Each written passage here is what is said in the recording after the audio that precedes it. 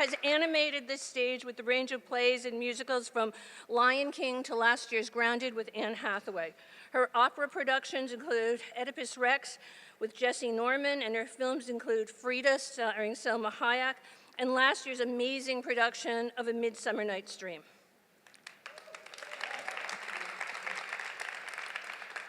So in sports, if a man does three things well, say run, catch, pass, they're known as a triple threat.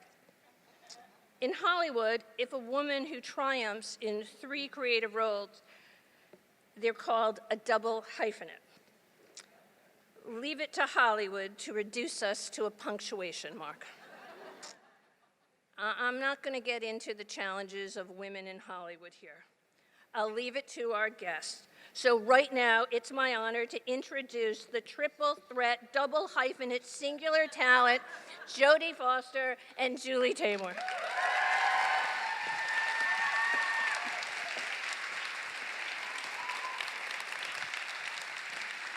Wow. Hello, good afternoon. Yes. So this is the first time I'm getting to do this, which is to ask the questions. I want to start with things that aren't right to the film. What was your favorite book as a child? Franny and Zoe, J.D. Salinger. Fantastic. Yeah, and I think I pretty much, that was the first movie I directed was called Little Man Tate, and which might as well have been a ripoff of Salinger. And I think that's what I said. Somewhere around 13 or 14, I said, someday I want to direct a Salinger movie. Can you go back earlier than Franny and Zoe? How old were you at Franny and Zoe? How old? I think I was probably 13 or 14. Okay. My memories, I read all these funny little history books that you could go to the Doubleday bookstore, and they'd have a whole section for kids that were all about history, and then I would memorize them. Mm-hmm. So books on John F. Kennedy or on Amelia Earhart or whatever, and I would memorize them and talk in front of the mirror. That's what I remember. So what was it in Franny and Zoe that you loved? I like this idea of a subset families, our families that we create of people that don't fit in other places. So that's a recurring thing, yeah, right? That's definitely been in a lot of my movies, not necessarily in the last one, but yeah. Did you not fit in? Well, I was a child actor, and I'm a kind of a solitary person. I always was, a little bit reserved and a little bit solitary, and I felt like I was a lonely person, and I think that's been a wonderful thing. It's really allowed me to play creatively and to come up with ideas in my head that then I try to express so that I can connect with people. And I think that's why we do what we do, to connect with people, and we do it differently. And we make very different films. Totally. My films tend to be, I don't know, we'll see where the future takes me, but they tend to be all about reality and, how real can we be? Mm-hmm. Those are the questions that I always ask, is it real, is it real, is it real? And your films are wild and expressive and it's my reality. Yeah, that's right. I feel it's as real as what's anything real. It's what's in here is real. What's out there is surreal. It's hard to say what reality and naturalism is, isn't it? Because it's all kind of, when you put a camera in front of it, it's not real anymore in a certain kind of way. I know you strive to make it as real, but that's also in the eye of the beholder. And there's an emotional reality that, why can't it have flights of fancy? Why can't your emotions be colored in blue and green and gold, and why can't they take flight? And it really is what you trust. I think that's what directors do, is they keep making decisions that they trust over and over again. And I feel like the thing that I always trust is it real, is it real? And I think that the thing that I love about your films is that they inspire me to look at things differently, and they're completely in character. I mean, your films, they're completely with character. I think that's what's so extraordinary about them. Thank you. What were some of the very early films that you saw? What were the ones that made you love the medium or want to be in the medium? My mom was a big European film fan, and she would pick me up from school. I went to a French school. She did not speak French, not one word. And she wanted me to be able to speak other languages and to travel. She had never traveled. So she put me in the French school. She had a Peugeot, we painted our house terracotta, and we went to see foreign films. And she said, someday we're going to get out of this place. It was, during the Nixon era, and she was, not happy with American politics. She'd love it now. She would. But she'd take me to see German films and French films and Italian films. The French New Wave films, I think, was especially interesting to me. At what age was that?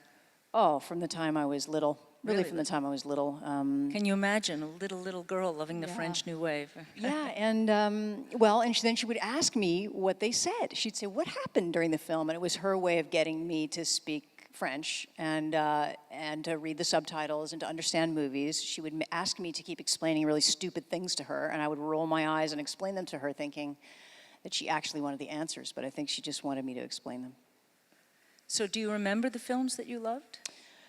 Oh yeah, I loved the Louis Malle movies. Murmur of the Heart, La Comblution. I love the Fassbinder movies.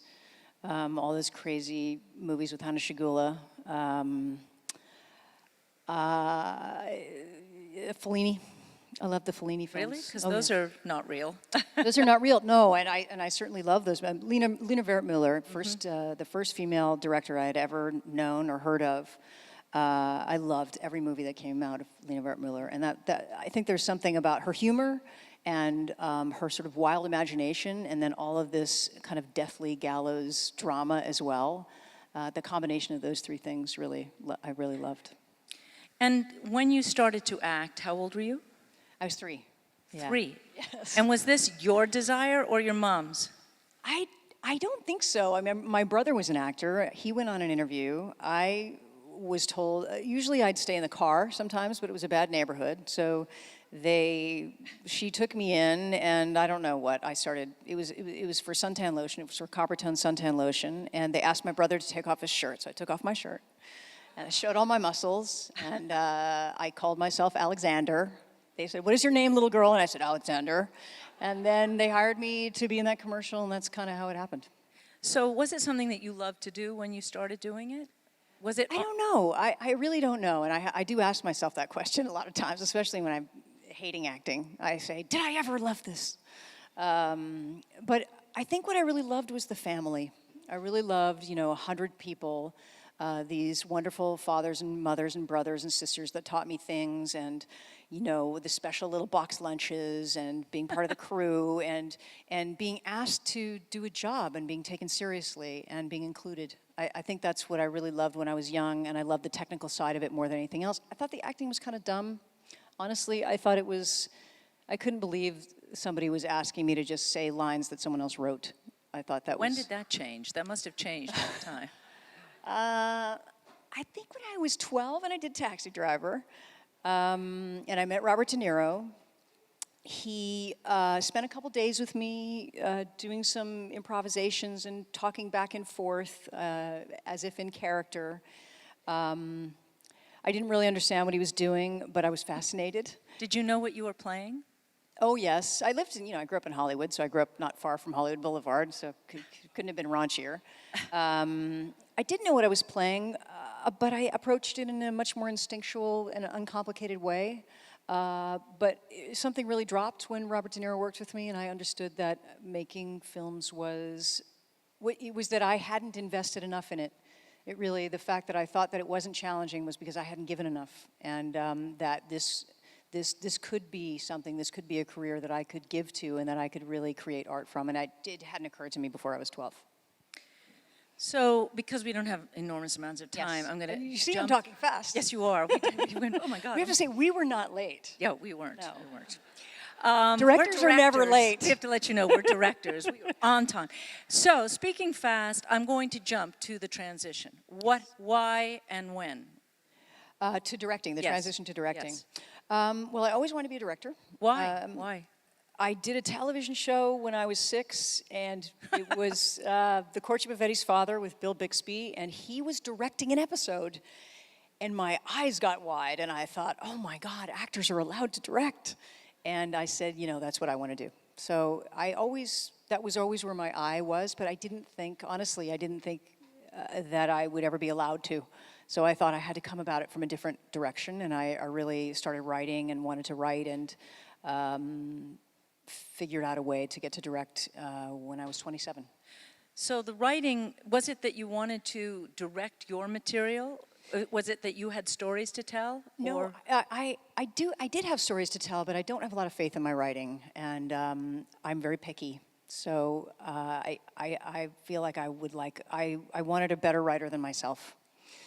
So I worked with a lot of writers, and I'm happy that I've done that over the years. And every once in a while I pitch in and rewrite, but I'm not as good a writer as other people. But the subject matter, were these ideas that you brought to a writer, or were they stories that you read? What was the kind of, what drew you to material? Well, the good news is I was an actor, so I got to read a lot of material, and I got to shuffle through and figure out how one creates a narrative and kind of understand that. And I went to a great school, great college.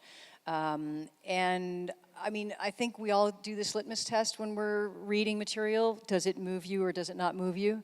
And when you get excited and you read it from beginning to end, you know that there's something in there. And it isn't always conscious. I think that, sometimes the most obvious things are conscious, themes that you're trying to explore, things that you've thought about. But then there's this other side to it that you don't 100% understand until you're either making the movie or until you're cutting the movie, where you finally realize, this is why I was drawn to this. These are parts of myself that I need to explore and that I have questions about, and in some ways this film has allowed me to resolve them. So the craft of making a film, you learned from being in the film, right? Yes. You're I think so. totally self-taught then, Totally in a way, or absorbing from watching. Yes, I didn't go to film school, so No. I didn't go that traditional route. And sometimes I find the most interesting filmmakers didn't really go to film school. You were more of an artist in some ways, the puppets, Indonesia, all of that stuff. You know, you came about it from a different path. Well, I was a theater director for a long time before I started doing film. So I'd work with actors, and when you're a theater director, you also have that stage that you have to choreograph on, and the lighting is the camera, so the focus is done through the lighting. And you are manipulating, people think, oh, the audience can look anywhere, but not really. You really do have to point the audience to where you want them to see, what they should be focusing on. Yeah, it's an interesting question. We talked about this briefly, just about the idea of manipulation, which is something I'm fascinated by. The movie that's coming out very soon is a lot about that, Money Monster. And there is a fine line, because we do control the image. We control the image, we control the sound, we make choices all day long about what people are gonna wear and how they're gonna say it. And yet in a way, it's like a sort of philanthropic manipulation.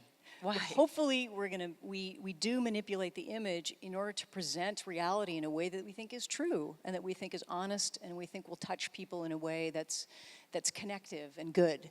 And it is a fine line to figure out what's good manipulation and what's bad manipulation. What is bad manipulation?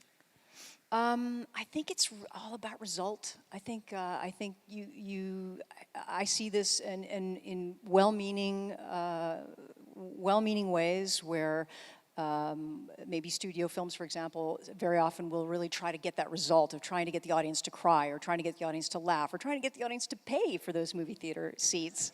And I really believe, and I know that I'm naive, but I really believe that if you make an extremely good movie that comes from a true place, people will come.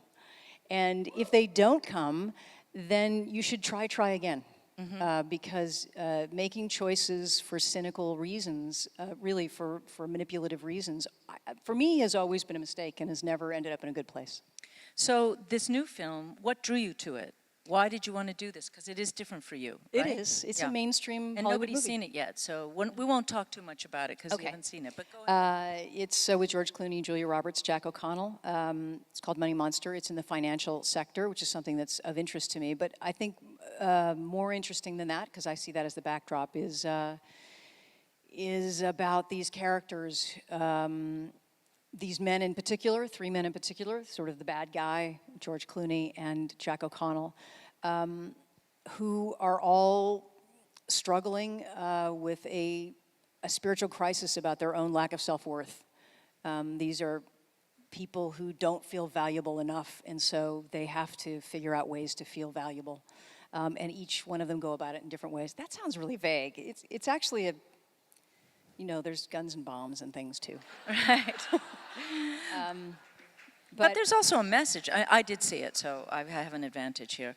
How far did with what's going on now, this is very it's exactly what is about this time and the issues that are on television all the time. So how much did that draw you, the political aspect of it? The political aspect of it, not at all, although I know that's present and we had to honor that in the film. But for me, really, it's a character film. And the backdrop of technology was really interesting to me. And that's the part of it that I think I worked on it the most, was this time that we live in, this very modern, relevant time where technology is making us closer. And we have this virtual intimacy that sometimes feels closer than real intimacy. So I can look at a TV set close to me and hear somebody in an earpiece, and it's like I'm in their face and in their body. But if they were standing next to me, I wouldn't be able to have that same experience. So technology has brought us closer. We're more communicative. Everything's faster. The connections are faster, and yet there's something that we've lost. And this aspiring to be more like a robot and more like a computer, to be more perfect, has just shown us how incredibly imperfect and flawed we really are. Tell me about the experience of directing film as opposed to directing TV, because I'm sure people here want to know. What do you feel as a director? What are the advantages and disadvantages for you? Well, the actual day and day of shooting is fast. It's just fast. It's both television. It's fast in television. I work really fast in film, so it's not really different. I think the two big differences is that everything is meaningful in a feature. There is no choice of lens, there's no choice of a word, there's no eyelash, there's no edit. That doesn't happen for a reason, or at least in my films. There's a reason for every single thing. And in television, sometimes you don't have that time. It's a bit more circular, and it's more about behavior. And not everything amounts to the final message. It can be sort of bits and pieces. The other big difference is that if you're a director for hire coming in for an episode of television, you really don't have much to do in the process. You don't have any control. So hopefully you've allied yourself with a creator that you really can stand behind and that you want to serve, because you're there to serve. Do you, because I haven't done television, I'm just about to embark, but if you're not David Fincher creating House of Cards, do you stylistically have to come into a style that's set up, or? Yes. In that instance, absolutely, on House of Cards, and thank God for David Fincher. It's a beautiful style with extraordinary sets, amazing actors that are already chosen, and fantastic technicians. But do you work with the DP that's already on the program? So there is. So what are your decisions? So what do you do? Yeah, exactly. I'm going to originate mine, so believe me. Well, that's where being an actor really comes in handy, because you're used to serving someone, and you're used to coming in and going, let me help you. I know you're trying to say this, and these are the different tools that I'm asked to use, but I'm going to help you and use my imagination to bring them to you in a different and more spontaneous way that reflects who I am. And I like that. I think that's a wonderful change. Orange is the New Black, I was on the beginning of that process, so maybe it was I was able to bring on a few actors, and I was able to influence that slightly more. Mm-hmm. So what are the projects that you want to make? What are your dream projects? Do you have those? I do. I'm young in my career as a director. I haven't worked as long as you have because I was busy acting. And which was a great film school and is a great film school. But I still have so much to do as a director and so much to learn. My first 3 films were very, very personal films. And in some ways, they're almost like a trilogy. A young prodigy. My first movie was about a young prodigy. The second one was about being 30 and being stuck in between your parents and trying to figure that out. And the Beaver was really about a middle age and depression and all those things. So those films kind of all go together. And this time, here I am making a genre film, something I never thought I wanted to do. They're all experiments, I think, that are hopefully leading towards an evolution of your career that's about you personally. I really will be happy to go back to less of a popcorn movie. It was a wonderful experience. It is a wonderful experience, but I feel like a lot of the stories that I want to tell would be constrained in that format. So So I guess I'm sure we're going to open it up in about a minute and a half to the rest of the company out here. But because we are two women directors, do you have anything that you want to say on that subject matter before we might get asked that? We were both talking about that, about the woman thing and how we were a little sick of it. Sick of the woman thing. But we don't want to ignore it either. I No, mean, it's a critical thing. But it's real. And it's been a very long time that there are very few filmmakers. It's not just today. It's not just this week. I mean, that's always been true. Things changed a lot. In Europe, for example, lots of female directors. In television, quite a few female directors in television. Why do you think it was in television more? Because people didn't take it as seriously? Yeah, I think the more the financial risk, the more, the less risky the Smaller frame. right? The less risky the studios can be. And I think that people still see, for whatever reason, I don't think it's a plot, but I think they still see women as a risk. And I'm not really sure why. It is true, what are the differences between men and women directors? I've worked with a lot of men directors. I've worked with very few women directors. Who have you worked with? What women have you worked with? I've only worked with Mary Lambert, a good friend of mine. She also teaches at NYU. She directed Pet Sematary. She directed me in a movie called Siesta. Elliot Great video did Pet director. Sematary. Oh yeah, that's right. But it is interesting now, especially directing a larger feature, that there are different styles. Women have a different leadership style. And I was never sure about that, but I see that's true now, that maybe it's the culture that I was raised in, maybe it was how I was raised by my mother. Sometimes it's hard for people to understand how to treat me as a leader because they are sometimes waiting for me to punch them in the face, which I'm not going to do. Or sometimes they're waiting for me to say, oh, gee, you sound so smart. Why don't I just do it your way? And that doesn't happen. I know. So I'm neither one nor the other. And sometimes it's confusing for people. It's very confusing to figure out how they're supposed to, do they treat them the way they treat men? And maybe you don't, because we have different leadership style. Okay, so we have some questions out there. Can't see you, but we can hear you. They're gonna, I guess we're gonna have you guys do that, right? Hi, my name is Fabian, and I have 3 questions in one Okay. regarding, taxi driver. Okay. So first one is, it's been 40 years. Does it feel like it? Would it be today Uber driver? Uber driver. And Uber driver, the sequel. yeah, and little the third one, mohawk and is it true? Sign. Is it true that your sister did the raunchy scenes? Yes, taxi driver. It has been 40 years. Does it feel like 40 years? Yes and no. New York has changed a lot in those 40 years. And when you see the film again, you'll see that. Yes and no. It's been a long career. I feel very lucky that I was, I started in the 60s. I got to live in the golden age of American cinema in the 70s. So lucky with Scorsese. Then there was the 80s, the 90s, the 2000s, and the 2010s. It's been a lot of eras in filmmaking, and the film business has changed dramatically from that time. That was really a time, the beginning of the auteur for the United States. It really was the beginning of an auteur time, and I think our golden age, really our best time. Uber Driver, the sequel. I'm going to ask Columbia if they think that's a good idea. And my sister, the Board of Education didn't want to issue me a work permit to do Taxi Driver. Pretty Baby had just come out, and they were a bit embarrassed by Brooke Shields, by a lot of the criticism that they had gotten about letting Brooke Shields do that film. So they told me I couldn't do Taxi Driver.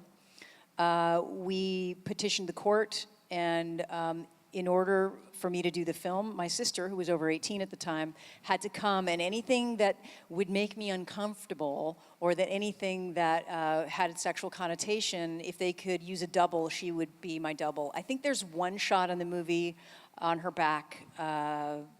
It's really on the back of her head. That's about it.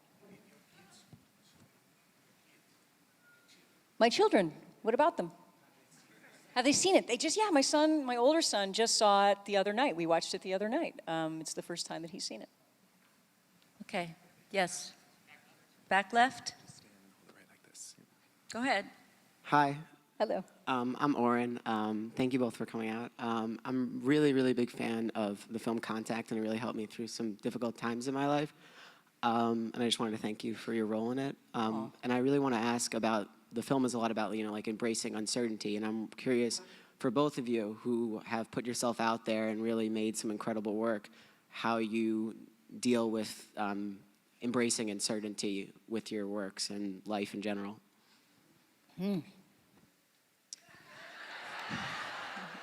She's embraced uncertainty way more than me.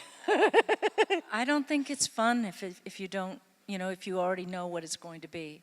It's not worth it if it's not a challenge, and if you're not, for yourself and for other people, breaking new ground, telling stories that, I like to put it this way, I like to go to places, bring you to places that you didn't know you wanted to go, which means that I'm not sure you're going to like it. But the trip there has to be thrilling, exciting, challenging, and the most important thing on that journey for me is my collaborators. And it will only work if your team is together and you all want to embrace that experiment, and you all see something there maybe at the end of the tunnel. But I think risk is the most important thing for an artist, absolutely. And that goes from the producers, from the top to the bottom. Otherwise, what are we doing? We're regurgitating the same old, and we don't grow as a culture. My work is to transform the audience. That's what the job of the director, the shaman, the artist was from the beginning of time. We take life experiences and we show you it from a different perspective.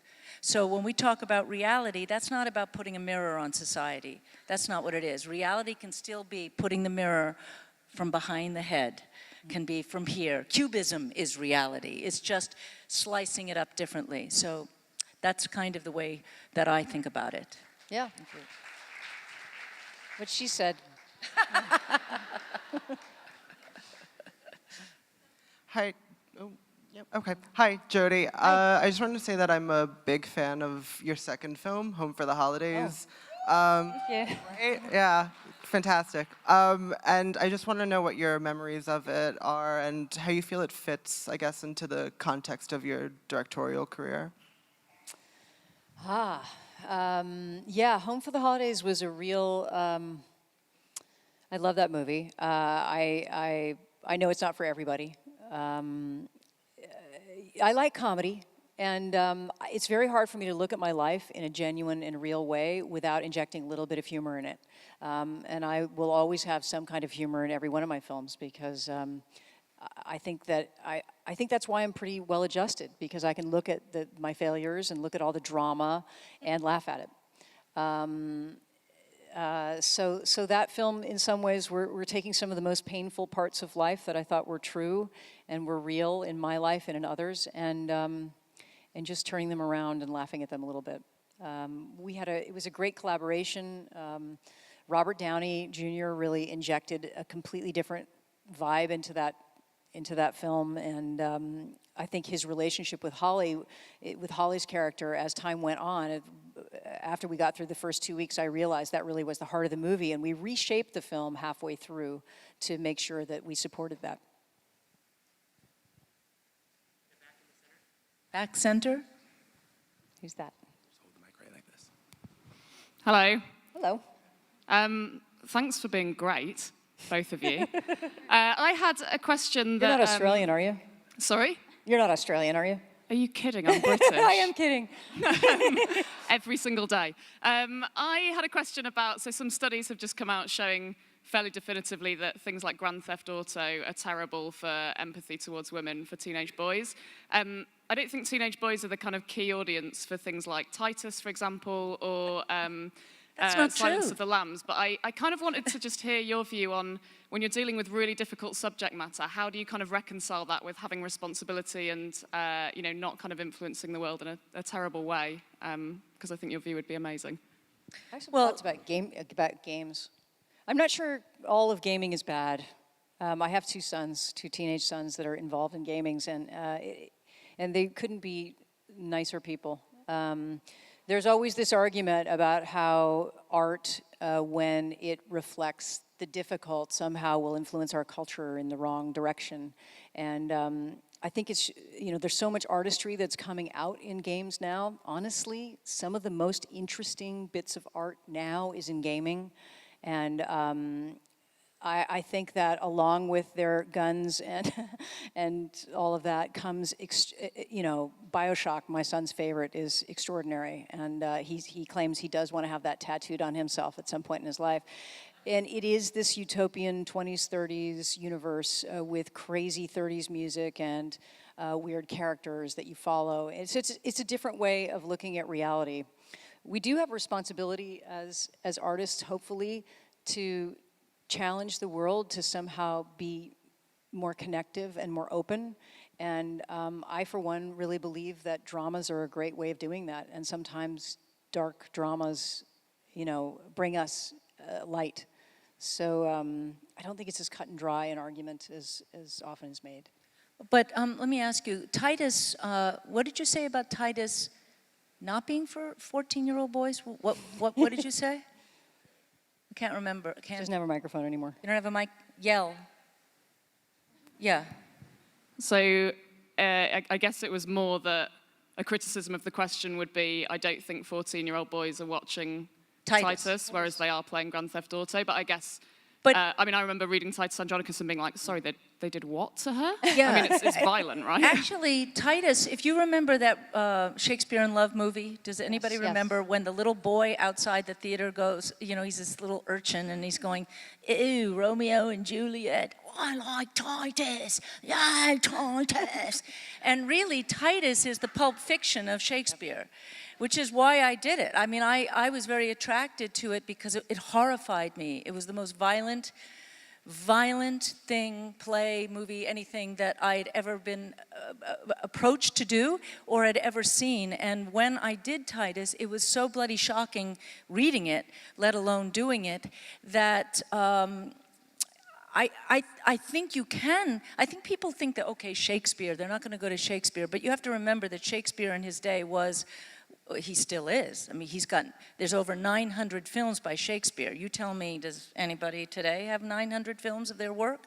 So the content of that piece is about violence, bloody, revengeful, lust, sexuality, rape, murder, race. It actually touches on every single violent act that mankind has ever perpetrated. The thing what was important to me was something that let me see, I got 30 seconds. No, I have more than that. But what I think was really an interesting lesson as a director. There is a scene, you don't have to have seen the movie, you probably didn't, but maybe a few did. Go see it. Anthony Hopkins, it's related to, it's related. At any rate, there is an incredibly awful scene where the young woman is going to be stripped and raped by two teenage boys. Now, what Shakespeare does is he doesn't put everything on stage. And what he put on stage, I put on screen. And what he put off stage, pretty much, I followed that. Because a lot that's in your imagination is worse. And directors can set up that horror without showing it. But in this one scene, I learned a big lesson as a director. It was a Steadicam scene, and the Steadicam is moving around Lavinia, and it's really getting you a dizzy feeling as these two boys and Jessica Lange as the mother are taunting this girl as they're picking off pieces of her clothing. You don't see the rape, you see the pre and post. But I had to work with a temp score. Your directors out there, often you'll have a temp score before the composer gives you. And I was working with Elliot Goldenthal, but he hadn't, who I know very well, but he hadn't actually done that score yet. And the music editor, we tried that scene with rock music, and it worked like gangbusters. It was pulsing and thrilling, and all of a sudden I went, oh my God, this is exactly the opposite of what should be done. Talking about responsibility, talking about what are you trying to say with your material. Sure, you want to make box office. Sure, it's part of it. We love revenge stories, we love violence and this and that. But we actually put that music on as temp. I played it for the composer, and he went, no. We got into a big argument. This is the last time I put temp on one of Elliot's movies. It's his movie, the composer. And he said, let me do it from Lavinia's point of view. He did a string quartet. It worked so well, and it completely shifted the audience's understanding and emotional involvement in the scene. That is the power that directors have, and I often feel that they don't use that power well or right. You can do the same piece of storytelling, but really think, do you want people to be munching on popcorn while their heads are being sliced off? Do you want that, or do you want them to feel actually, or shift it, decide where at the moment should you shift the perspective? You know, where we talk about telling our stories and what we want to say out there. You have to make those decisions. And I think, you know, I think that there's, unfortunately, people get too easy, oh, don't see that kind of movie, oh, boys are going to watch this kind of movie. It's not true. That's patronizing to the audience. It's really finding ways to do it that entertains but also takes them through these journeys where they can understand what it's like to be in the other person's shoes. That's what we can do. That's what we storytellers can do. Great. Yep. Questions? Hi there. My name's Brianna. I just had a quick, right here in front. I just had a quick question for Julie. There has been some adversity and whatnot over time, and we hear bits and pieces in the media with Spider-Man and a couple other things that have come up. In particular, talking about Across the Universe, which is one of my favorite films that you've done. too. But I know that there was a lot of talk and chatter through the interwebs about the edit and the cut and the studio's involvement and how that ended up coming down. I've read quotes from you that have said that the cut that was put out was the cut that you wanted, but then I've also heard that there were additional different cuts that were, I don't want to say more artistic, because I feel like the original film was very artistic in itself, but my question to you is, are we ever going to have an opportunity to see some of these other cuts, some of the differences, I think, a little bit encompass more of the type of film that you put out? No, or it is. that I'm happy to say, on the one hand, you did see my cut. On the other hand, hardly anybody saw my cut. Meaning that we fought, me and everybody who was on the team, to put out. That doesn't mean I didn't compromise, meaning the right compromises. You've got as a filmmaker, always be able to make a certain amount of compromises. But I do feel quite solidly that what you saw was the movie I wanted you to see. And in those back and forths, you get pushed, and sometimes you do things that work equally as well or better. The problem is that you win and you lose, you know, and those battles are the hard ones as a director. I would feel worse if I put out the movie that the studio had thought they wanted to. I don't really think they did. You know, this was a case of, smelling the money, meaning it wasn't that it wasn't working. They thought if we got rid of the black people, the lesbians, the politics, the Vietnam War, Bono's weirdness as the psychedelic, if we got rid of all of those things, we could have High School Musical. And we didn't think so, you know? So we were trying to be true to the movie we set out. I think we were true to the movie, so what you read is right. But those are the unfortunate things that happen then. Does the studio want to go out and put the movie out? Do they believe in it enough? So happily, you can get it on DVD, and it's one of my favorite things, too, that I've ever done. Thank you. Center back. Sorry. Why are you sick of the women in film conversation? Well, I think we're all looking forward to a day when we won't have to have it anymore. That's right. Honestly. I also feel like, and having been around, I mean, I've been making movies for 50 years. I feel like the issues are way more complicated than the dialogue. And, you know, the saying, why aren't women making the big mainstream franchise? Why are there no women directors in the big mainstream franchises? Is just such an incredibly simple question that there's so many reasons, and some of them are about our psychology.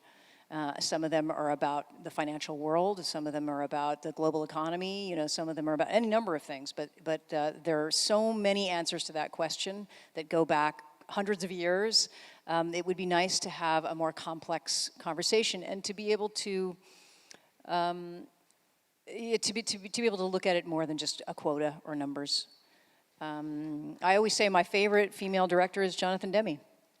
You know, he really is my favorite female director that I've ever worked with. I think that he was the one guy who really understood Silence of the Lambs and was able to say, this is a movie about a woman who is our hero. And that the film is informed by that. It's why the film is not filled with gratuitous violence. It's why, yes, it is horrifying and difficult to watch in some ways, but mostly because it comes at it from a different perspective. He is on the side, he's on the brave heart of that woman's voice.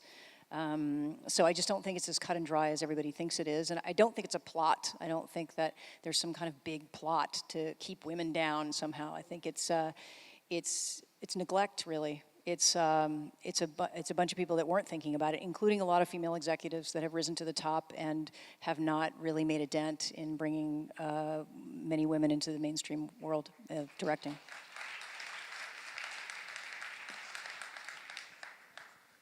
What you're thinking in terms of your next project or projects. Is that for me or for Julie? Jodie. Oh, for me? For you, yes. This is quick because I have absolutely no idea. I just finished one entire year with my editor who's here tonight, Matt Chesse. Hi, Matt. And it was a long, hard year. And I'm really ready to definitely never see my movie again, Money Monster, at least not for another 20 years. But I really need to just go to bed for a while and figure out what I care about and what I love. And I always take that time. I'm not a workaholic. I never have been. I really need time off to figure out who I am. I'm no good if I just go from movie to movie. Yes. Who? What did you got? Hello. Hello, Julie. Hello, Jodie. Hello. Yes. Caroline from France. Hello. Jodie, you know that your work is very appreciated in France, and you've just mentioned the French Nouvelle Vague, and that you really liked it, Louis Malle. And I wanted to know if you still, if there's any French director you'd like to work with, or any French actor, and that I wanted to know if French cinema nowadays has still a big influence in your life or in your way to conceive, can we say this in English, to conceive movies? Yes. Or, I don't know if my question is clear. I hope so. You know, I don't see a lot of French movies anymore. Every time I do, I'm always brought. It's really the language that's a big thing for me, because it was, you know, I started speaking French when I was 9, and it's a part of my personality. It's a part of my personality I don't get to exercise very much. And when I go back to France and when I work in France, it's like, I don't know, it's like I'm returning to something that's so familiar. Gosh, directors, actors. So we were just talking about Matthias Schoenaerts. He's not? He's Belgian. He's Belgian. Okay, so he doesn't count. But Rust and Bone, the movie that he was in, that was the first time that I saw him. It's such an extraordinary movie. It's something that I come back to a lot. I just saw it again recently. Yeah. The prison movie by Audiard that I loved, I can't remember the name of.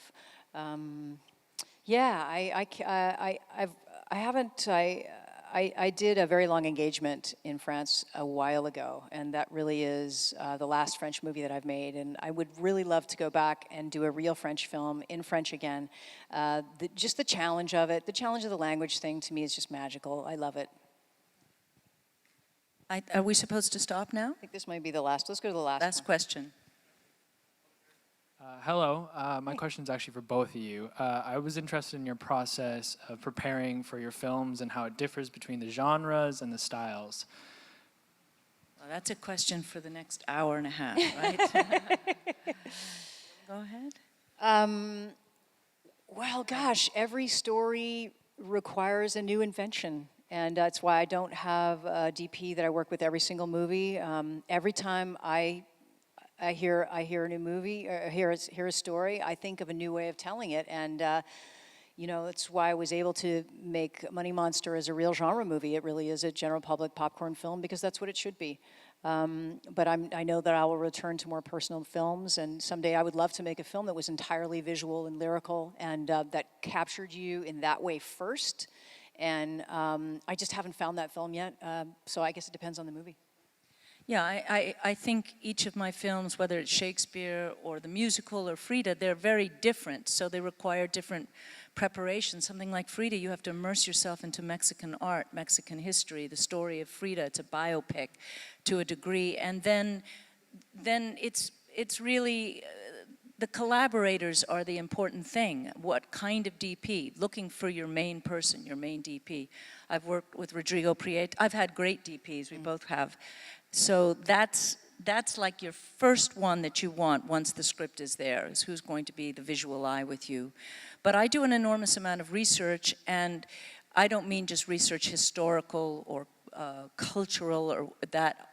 I think we all feed ourselves with images, and that can be going to museums, it can be walking through the city, but often the subway is a great place to be inspired. Just looking at faces, you know, the type of human beings that people this city are amazing for me. So I think like Jodie, each film requires a different prep, a different process. Thank you very much. Thank you. This was a pleasure.